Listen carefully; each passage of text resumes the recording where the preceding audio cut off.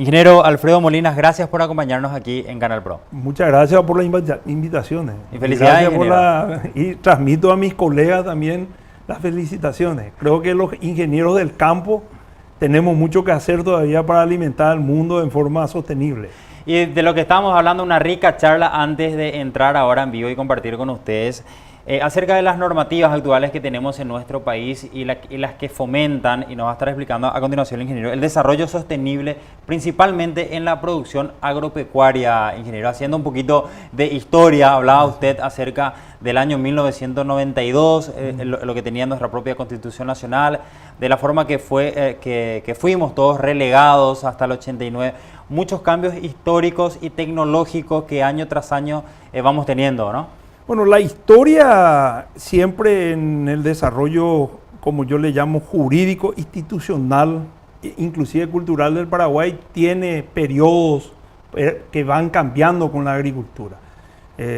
La agricultura hace 30, 40 años atrás era totalmente diferente que lo que fue hace 10 años atrás inclusive. Hoy la agricultura prácticamente se sustenta en el conocimiento y en la tecnología. Aquellos productores que no se innovan, no adoptan tecnología con conocimiento, tampoco sirve entregarle tecnología sin conocimiento, se van quedando atrás. Y la historia cuenta de que nosotros teníamos instituciones como el IBR y otras instituciones antes del IBR y estatutos agrarios antes del 92, hasta el 2002, inclusive perforando la Constitución del 92, que decían que el bosque, por ejemplo, era unas tierras con bosque eran improductivas. Entonces había que, digamos, tumbar los bosques para que la gente no sea acusada de que tenía propiedades improductivas y eran sujetos a expropiación. Los estatutos agrarios y las instituciones de, por ejemplo, de 1900, que salieron con la Constitución del 63, con la Constitución del 67, ya tenían leyes de estatuto del 63. Mantiene ese estatuto y ese instituto que lo que hacía era colonizar y ocupar tierra. No importa inclusive el origen de la fortuna, si vos querías trabajar la tierra en la agricultura, te daban las propiedades para ocupar el territorio. Y lo primero que vos hacías eran las colonizaciones de tumbar bosques. El Instituto de la Tierra, el IBR, tenía topadoras, tenía, digamos, camiones transportadores de rollo.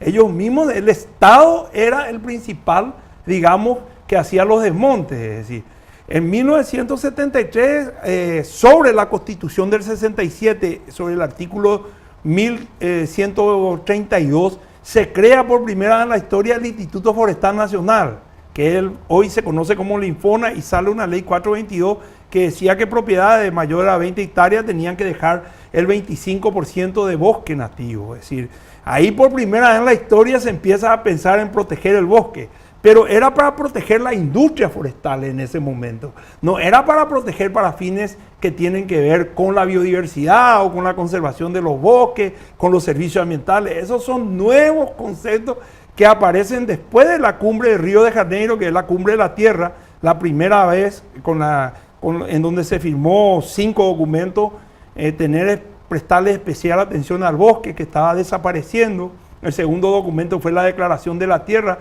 en donde todos los países y nuestro presidente Rodríguez entonces fue a firmar, a decir que estaba de acuerdo que el tema ambiental tenía que venir a contribuir con el desarrollo económico y social. Se firmó el Programa para el Cambio, que era una agenda prácticamente, y le llamaban la mal Agenda 21, en la cual empezaron a señalar algunos problemas del desarrollo, la parte ambiental, que contribuían inclusive para que el desarrollo no sea sostenible. Aparecen los problemas de pobreza y nosotros tenemos después una Constitución del 92 que viene a cambiar por la historia paraguaya. En ese momento, especialmente el Ministerio de Agricultura entra en un proceso de modernización, en la cual empiezan a haber desprendimientos del Ministerio de Agricultura y Ganadería, y entre uno de ellos, prácticamente 8 años después, se crea por primera vez la Secretaría del Ambiente. Entonces los temas ambientales vienen evolucionando en Paraguay, empiezan a aparecer leyes que castigan, que prohíban, y hoy en la agricultura paraguaya es una agricultura cada vez más sustentable, no necesariamente porque el mercado, la competitividad, porque cada vez es más limitado la tierra y los recursos naturales, entonces te obliga a ser cada vez más competitivo. Y la competitividad depende de que vos hagas tres cosas fundamentales. Uno, intensifique el uso de la tierra con la siembra directa, con la rotación de cultivo, con la, digamos, con la combinación con los arreglos, con preservar los bosques, restaurar el escasez hídrico. Y por otro lado, que las medidas que vos estés tomando te permitan adaptar a los efectos negativos del cambio climático. El cambio climático no está demostrado todavía. Siempre existió el cambio climático. Pero mientras se discute si los ángeles de qué sexo son, sabemos que existe la creencia. Entonces existe el cambio climático. Siempre hubo cambio de clima. Entonces hay que buscar mecanismos en la producción que se adapte al cambio climático, de ser productivo, de ser rentable, de ser competitivo, de conservar los recursos naturales que usas para la producción, de hacer que tus unidades cada vez sean más productivas. También tienes que tener medidas que se adapten al efecto extremo de la sequía, a las lluvias intensas, a la caída de granizo, y eso se logra con tecnología y con conocimiento un poco. Y por último, mientras se descubre quién es el responsable del cambio climático, a pesar que nosotros no somos los que principalmente emitimos efectos de gases invernaderos, que también las actividades de alguna manera contribuyan a disminuir, si es que alguna vez se demuestra que los gases de efecto invernadero son los que causan el cambio climático, se reduzcan. Entonces, hoy se habla de una agricultura climáticamente inteligente, y si uno mira el Chaco, vos vas a ver que la gente respeta más del 25% de cobertura vegetal. La gente hace sistemas de producciones que se adaptan a los efectos del cambio climático, como sequía extrema. Hay buenas prácticas agrícolas, y por otro lado también ya se está hablando de huellas de carbono, que cuánto secuestra y cuánto emite de CO2 una actividad en una unidad productiva, y cuando se habla de carbono neutro, porque los mercados en el futuro van a exigir eso. La agricultura ha venido evolucionando muchísimo en positivo, ¿verdad? Y lo que tenemos que hacer es entender bien cuál va a ser el papel del medio ambiente en este proceso de desarrollo sostenible. Hace más o menos 4 meses se cambia de secretaría a Ministerio del Ambiente, entonces habría que revisar un poco todas las leyes. La ley de evaluación de impacto ambiental, por ejemplo, que salió en el año 93, no es una ley, es una herramienta que universalmente se usa para que tu actividad, sea agrícola, pecuaria, industrial, incorpore criterios ambientales para que sea sustentable. No es para perseguirle al tipo y meterle preso ni recaudar porque la CEJAN necesita más plata. Hoy día se convirtió en una herramienta de persecución. La licencia es un mero papel, no es una licencia para matar. Lo que sí hay que entender es que la evaluación de impacto ambiental tiene que arrojar una gestión ambiental que sea una inversión y no un gasto, para que tu actividad sea cada vez más sustentable. Y esos son los grandes desafíos que tenemos que tener hoy en mente. Tenemos que revisar un poco las leyes que existen, aquellas leyes que castigan, será que hay que cambiar. Hay que retomar los principios universales de qué es la herramienta de la evaluación de impacto ambiental. No es que tenés que tener la licencia para que te den un crédito, no es que tenés que hacer un estudio de impacto ambiental para que te digan que tu frigorífico tiene que tener una planta de tratamiento. No puedo darte un préstamo si no tiene tu frigorífico una planta de tratamiento, no necesita un estudio para eso. Y hay criterios que hay que empezar a modificar un poco, a aclarar un poco y a retomar un poco los verdaderos principios universales de las cosas, para que podamos entendernos un poco y hacer que verdaderamente el tema ambiental se convierta en una herramienta de sostenibilidad. Te digo esto porque yo escucho hoy la gente cuando habla. Las maestras viven en las ciudades hoy. Suben en su motocicleta y los maestros y van a enseñar. Lo que escuchan en la televisión a la mañana o en la radio, con y sin criterios científicos y técnicos, muchas veces cree la gente y va al campo y transmite. Hoy acá hay problemas ambientales mucho más relevantes que en el campo. Por ejemplo, la contaminación del aire, la contaminación de los recursos. Los 14 arroyos que tiene Asunción están completamente contaminados. Se sacó una ley en la cual supuestamente lo que vamos al supermercado, porque nos iban a cobrar por las bolsas plásticas, íbamos a usar menos bolsas plásticas. Hoy día hicimos un estudio y encontramos que hoy se utiliza más bolsa plástica, por supuesto, como te cobran y vos salís de tu trabajo y no tenés tu bolsa que te supuestamente te iban a regalar y vas al supermercado de paso, te ponen más bolsa plástica porque te cobran. Lo que se logró, y claro, es decir, la medida no estuvo mal, pero la cultura de la gente es diferente. Llevar a la práctica. Y hoy mirá los arroyos de Asunción y hay más bolsa plástica que antes. Otra cosa que no se dieron cuenta es que más gente usa supermercados para comprar productos. Entonces, hay que repensar en las medidas ambientales, hay que entender que una cosa es el campo y otra cosa es la ciudad. Y hoy el 65% de la población vive en la ciudad.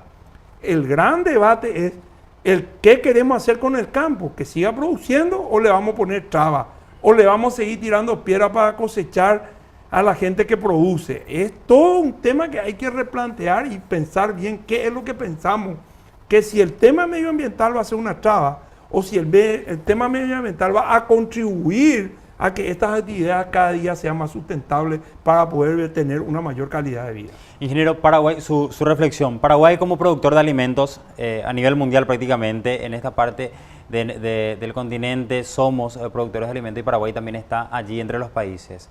El cuidado del medio ambiente, manifestaba usted de que hay que hacer varios cambios indudablemente en nuestro sistema jurídico actual. Sí. Están algunas leyes, pero hay que modificarlas, hay que adaptarlas un poco y hacer cumplir efectivamente. Ayer plantearon un código.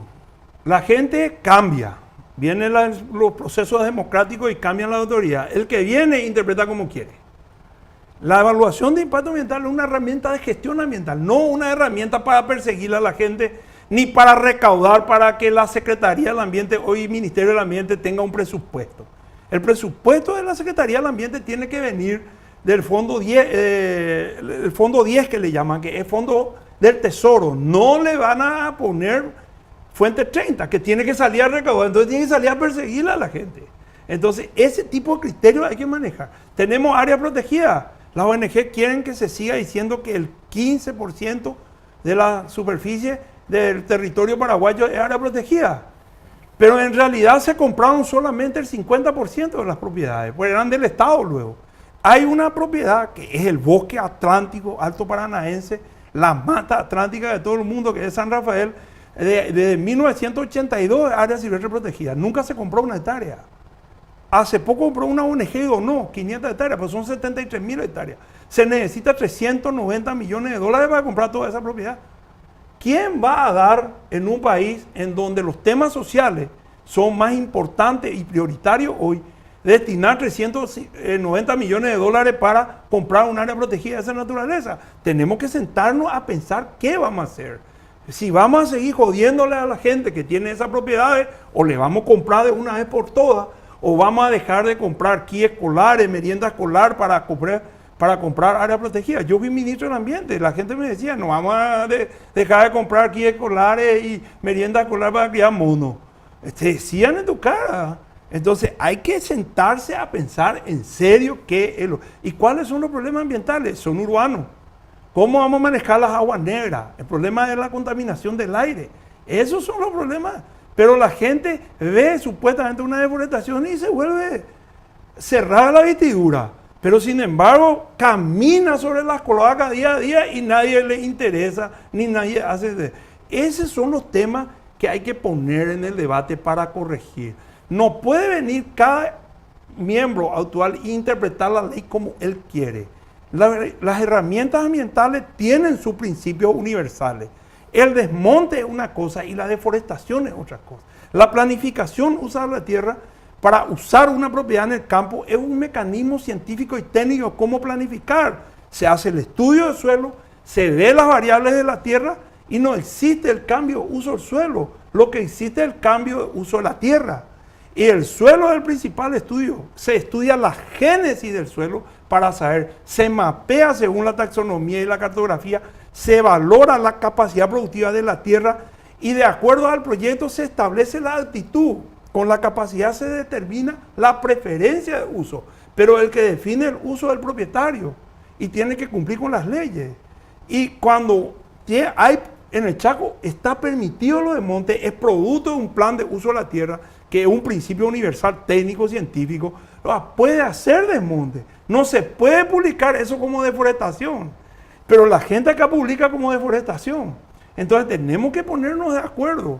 ¿Qué es deforestación y qué es desmonte? Desmonte es parte de un plan de uso de la tierra que universalmente y científicamente es la forma de planificar el uso del territorio dentro del respeto de las leyes. Y la deforestación es cuando vos no haces plan de uso de la tierra, no haces ningún tipo de criterio técnico y estás convirtiendo tierras con monte para otros fines de uso, sea agrícola, industrial y lo que sea. Si esos criterios universales, técnicos, científicos, nos respetamos, no nos vamos luego a poner de acuerdo. Y vamos a estar terminando en debate jurídico, beneficiándole a gente que no trabaja muchas veces, y estamos postergando. Paraguay, Argentina, Brasil y Uruguay tienen el 30% de la producción de los alimentos netos del mundo. ¿Qué significa? Nosotros de por sí somos alternativa para la generación de alimentos. De los productos, son 8 productos que son parte de la base de los alimentos del mundo. Nosotros estamos con 7. El banano, nosotros exportamos banana. De Tembiaponá, por esas cosas del destino, nos le da una enfermedad que está por todo el mundo y producimos banano en época que Argentina no produce. Tenemos azúcar nosotros, también es uno de los productos. Soja, somos cuarto, sexto. Nosotros somos parte del carne, somos toda una alternativa. De los 7 productos, de los 8 productos que hizo, 7 para cítricos, nosotros estamos exportando cítricos. No podemos hacerlo en estado natural de, digamos, fruta porque tenemos la cancrosis, pero en jugo hay gente que está exportando. Entonces nosotros estamos en la agenda, tenemos que defender nuestro sistema de producción. No podemos ir al Chaco a acusarle a los chaqueños que son gente que están deterioradas si hace 90 años están buscando la forma de producir en el Chaco. Algo bueno tienen, algo más saben que nosotros que vivimos en Asunción, que no tenemos una plantera de cultivo y queremos opinar sobre la gente que trabaja en el Chaco. Tenemos que estudiar y ver cómo hicieron para sobrevivir y para producir en el Chaco, en un clima.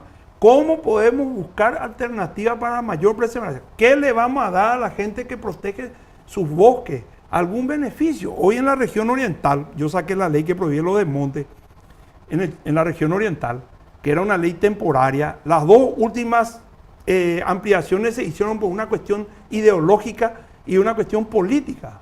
Pero en realidad, el que tiene bosque hoy no está recibiendo ningún beneficio. Hoy día, la gente que seca su grano ya seca con plantaciones forestales, ya no quiere leña del bosque nativo.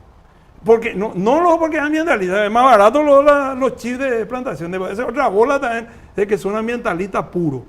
Otra cosa, la matriz de la producción de materia prima de las industrias forestales, el 95% ya son de plantaciones forestales. Los madereros industriales que querían el bosque ya tampoco quieren. Entonces hay que pensar, ¿quién quiere el bosque nativo en la región oriental? El que planta marihuana. Los guerrilleros que buscan ocultarse adentro. Entonces hay que ver qué vamos a hacer con él. ¿Le vamos a seguir prohibiendo que usen o le vamos a dar algún valor real para que él... el último decreto del año pasado de Hacienda, de Catastro, ni siquiera puedes contar tu impuesto con tus bosques. Entonces, hoy el tipo que en la región oriental tiene un bosque por culpa del ingeniero Molina, que ideó una ley que prohíbe lo de monte, es un tipo que le roban la madera, se meten los marihuaneros, es un tipo que, en pocas palabras y con el perdón, es un paria. Entonces, ese tipo de debate es lo que hay que instalar. Hay que debatir, no discutir. Hay que entender de que los temas ambientales son dinámicos y que Paraguay está en la agenda como productor de alimentos y eso es lo que tenemos.